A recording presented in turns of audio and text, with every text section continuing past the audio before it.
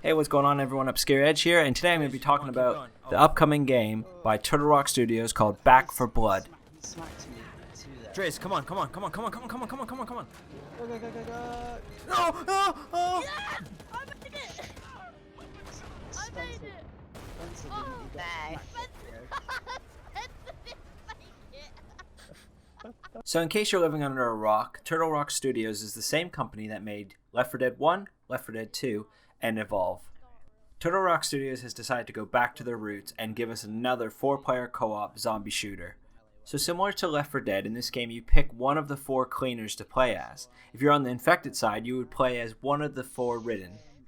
Besides all the similarities, this game actually adds a couple new things that we wouldn't be used to as they weren't in Left 4 Dead. One of the first differences in this game is the survivors. It's not just simple as pick a character that you like the look of. Each of them have a different starting weapon, which could also change what deck you build. So the deck system they've implemented in Back 4 Blood is a bit intricate. Basically, the AI director will draw some cards against you, whether it's to make normal zombies run or normal zombies into armor zombies. Whatever deck you build has to be fitted to your playstyle. Before playing the game, it's best to make a couple different decks for different things. One maybe a melee deck, one mainly a gunner deck, one that's maybe team oriented that gives the team boosts or other things to help them out. If you're playing as a group of friends, it's not so bad. You could discuss between each other what role you'd like to play. But if you're joining a random game, and say if someone picks the character that you wanted for that specific deck, it's always good to have a deck for every role. So that way it doesn't matter what character you play, you could still run either role. So at the start of the campaign, you and your teammates and the AI director will draw your cards. After that, you'll start in the safe room. So in the safe room, you'll notice there's no guns laying around or ammo, but instead there's an item box on the floor which you could use to buy supplies from, whether it's a med kit or some ammo. You have to find copper within the map to be able to purchase things from this box. At the start of every level, you and your teammates will draw 3 cards and select one to keep. The AI director will also draw a new card, which will make things a bit more challenging for yourself and your teammates. Keep in mind this is a 4-player co-op game, so running solo isn't really much of an option. You can get as far as you can, but all it takes is one special infected to stop you in your tracks, or a massive horde, so it's important to fight together. When Back 4 Blood launches, I believe it's going to be launching with 8 different cleaners and a bunch of different ridden to play as well as campaign mode, versus, and some sort of survival mode. Keep in mind the footage you are seeing is closed alpha. That being said, you could still pre-order Back 4 Blood on Steam, Epic Games, and Warner Bros. If you want just the standard game, it's $49.99, which is in pounds. If you want the deluxe version of the game, it's $79.99. If you want the Ultimate Edition, it's $89.99. If you want the details of what you get in each edition, I'll put links in the description below. The words that are all over the internet about this game right now is, it's Left 4 Dead 3. This is what we've been waiting for. Turtle Rock made a Left 4 Dead 3. Obviously they don't have the rights anymore, so they've named it Back 4 Blood. But nonetheless, it's the Left 4 Dead 3. Everyone's going to have a different opinion about this game, and here's mine. Left 4 Dead 1 will always hold a special place in my heart, and the reason for that is, back in November of 2008 when the game was launched, I met my wife in a Left 4 Dead lobby. We talked for years, we played the game for years together. She lived in the UK and I lived in Canada. Eventually, as we got older, we eventually met up. I am now living in the UK with my wife, and we have a daughter and a house of our own. So in a way, no game will ever compare to Left 4 Dead because it was a bit more than a game to me and my wife. That being said, I do see the potential of Back 4 Blood being a very fun and replayable game. I was very fortunate to get a closed alpha key and enough keys to give out to my friends and give a couple freebies on stream. It has given me 10 plus hours of entertainment just on the one campaign they gave us. All this being said, it's a closed alpha, so there was of course bugs and 2 game-breaking bugs that were quite major, which I have reported back to the developers. The 2 major game-breaking bugs that we ran into was 1, a ladder of death. When you tried to climb it or get off of it, it would just send you into the ground and kill you. The second game-breaking bug we ran into was the big monster, which was the boss of the game, was able to throw his projectiles right through the building and one-shot us as well. Some were just small bugs that could be ironed out from something like an animation spinning out of control or not working properly, or like when you defib someone, as soon as they get up they're starting to shoot their gun automatically without even touching the trigger. As alpha testers, it's important not just to complain about the bugs, but to also let the devs know about the bugs that you encountered, so they could quickly be squashed and then ridden from the game. The bugs isn't what I'm worried about, it's the card system, because that's a huge balancing thing that you have to rely on players for positive feedback on either side to make the game perfectly balanced, whether you're playing the ridden or the cleaners. So unlike Left 4 Dead, there's going to be a lot more balancing needed, because it's not just about like upping the damage of a gun or taking some damage away from special infected. There's a whole nother ball game here with the card system needing perfect balancing along with everything else. It's going to be a big job.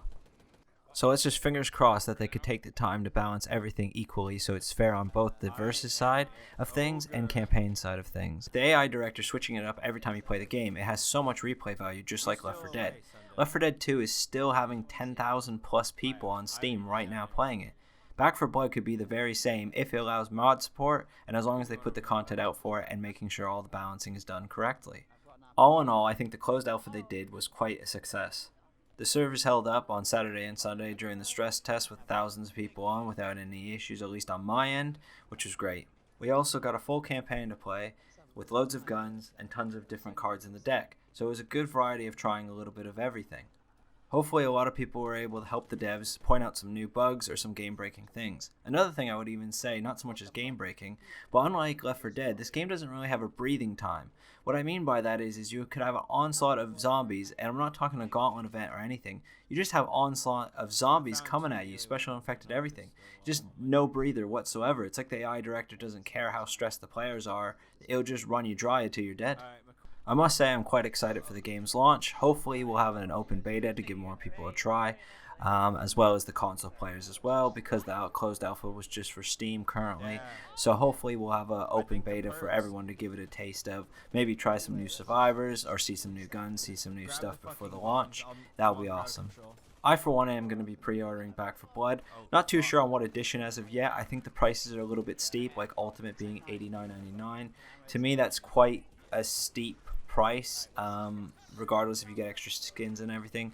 I'll probably most likely get the deluxe, which is still only £10 cheaper, but it gives me the game 4 days early, and I really would like to play it 4 days early, but saying that the standard's $49.99, I think the prices probably should be reevaluated. Maybe I'm a little, I don't know what kind of like what their plans are, what it's going to be launching with.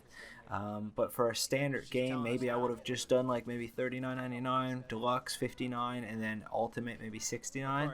I think the prices are a little bit quite rich for some people, and it kind of reminds me a bit of Evolve's pricing, like 20. I think for Behemoth in Canada was like $20 just for Behemoth. That was one monster. That's like a crazy price for DLC. So I think they're coming out guns hot with the price range at this current state. We'll just have to wait to see what it's actually launching with and what their planned future DLCs are going to be and what they're going to cost. Well, that's my review for the Back 4 Blood closed alpha. I'm well excited. Regardless of all the bugs, I know they could sort those out easily. As long as you get the balancing done right, you have me aboard for Back 4 Blood. I cannot wait to be playing all these campaigns, trying out the verses and everything else with my friends. In the meantime, I'll just keep hitting up Left 4 Dead 2 with some mods and waiting for this game's release date. If you're lucky enough to also get in the closed alpha, shoot a comment below. Let me know what you guys think of Back 4 Blood. Compare it to Left 4 Dead, compare it to Evolve if you want. Let me know some pros and cons of your experience. Or even if I missed a couple of things out in this video, please educate me. That'd be great. And thank you for watching. Fuck. McCoy, machine gun. What? Where? Oh, boys, I don't think I'm gonna make it. Drizzy, come on, keep going. Oh, fuck. Whoa. Dude, he smacked me to that. Driz, come on. Come on. Go, go, go, go. No! Oh! Yeah! I made it! I made it!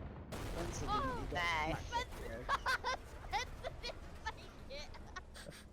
bro. You got slapped.